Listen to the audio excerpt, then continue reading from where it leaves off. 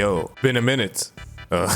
So today I want to talk about the future of Wuthering Waves. Did we finally reach the limit? Because 2.0 of Wuthering Waves was so good that it made the game blow up, making the game very popular again and people getting back to it. But you know, some people are saying that something like that wouldn't happen again in the same game. And it's kind of concerning because it kind of makes sense. The game is not bad anymore. The game doesn't have an insane amount of problems anymore so that it can make some crazy change. And what I mean by that is Wuthering Waves is currently so good and it does finally have a very stable audience, but the point is, can it blow up even more or did we reach peak? And that's the question, because I think Wuthering Waves blowing up and becoming even bigger than 2.0 or the launch of 2.0 is very hard. It is very hard to happen again. Let's be real. This is my favorite gacha game, but to be fair, games have to be insanely creative with their game and do some crazy changes that makes people go wow. But here's the thing,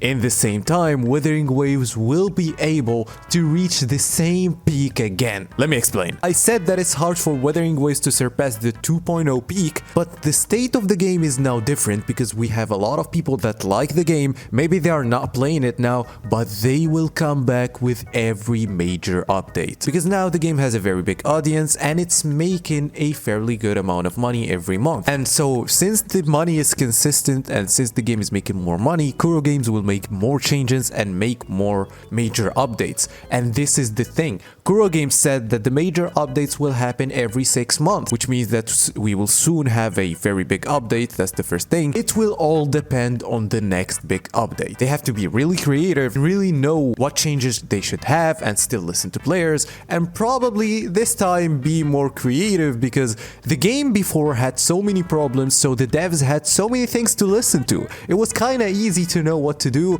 but now since the game is very good, there's no many problems with the game. There's still some problems with the game, of course, but it's not as easy as before to fix problems in the game because basically the problems aren't that much anymore. So now they will have to be creative with making something new. Did we reach the limit? But still, can we surpass the limit? And I found a game that can probably explain that, which is Warframe. If you don't know Warframe, I really suggest that you play this game. It's a really good free-to-play game. It's one of the best free-to-play games that you can play because of the devs, because these devs are making their game better and better every time. They listen to players, they make so much new gameplay, so much new endgame and new modes. Every year they make a Tenocon and they announce their new big projects and things like that. And what I saw is one of their biggest updates made the game blow up even more, just like what happened with 2.0 in Wuthering Waves. After this major update, they made even more major updates, but they didn't really surpass the peak, but they were so close to it. And the thing is, I think that some of the Warframe major updates were way bigger than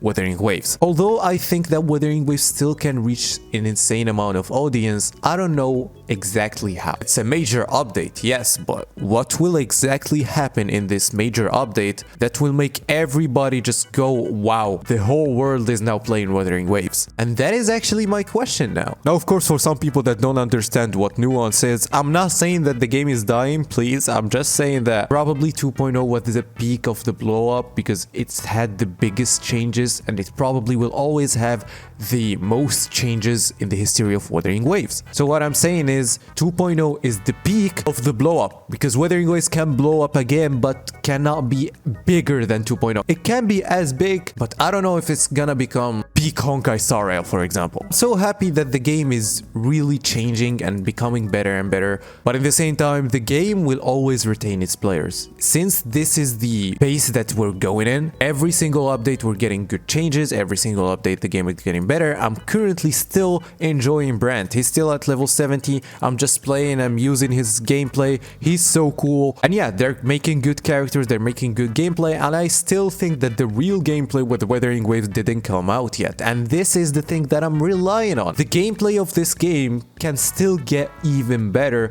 with new characters, especially when you think about it. Because if you look at PGR, you know how crazy Wuthering Waves can go. And I have no doubt that we will have something new and something big in Wuthering Waves soon, but I don't really know what. That's the problem. We cannot really expect what Kuro Games will do. So yeah, the answer is, will the game blow up again? Yes, obviously, because they will make something new great again. Did we reach the limit? Probably yes too. It's yes for both questions. Because no one said that Wuthering Waves needs to be blowing up more than any other gacha game in the world. It's like the CEO said, the only thing we need is to have something enough to survive. Anyway, if you don't subscribe now, you're gonna lose your 50-50. Bye-bye.